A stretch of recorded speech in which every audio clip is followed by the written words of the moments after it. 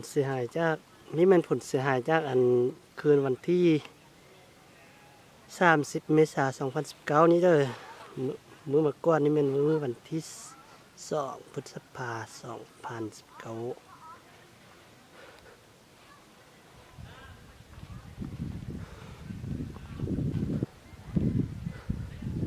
2019ผลเสียหายอย่างหนักหน่วงเด้อหมายความว่า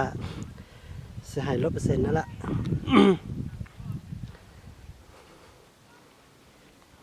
นี่หมด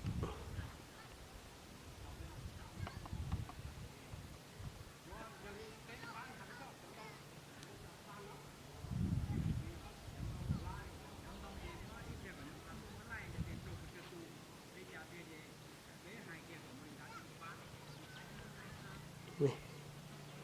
บินมาทางนี้หมดนี่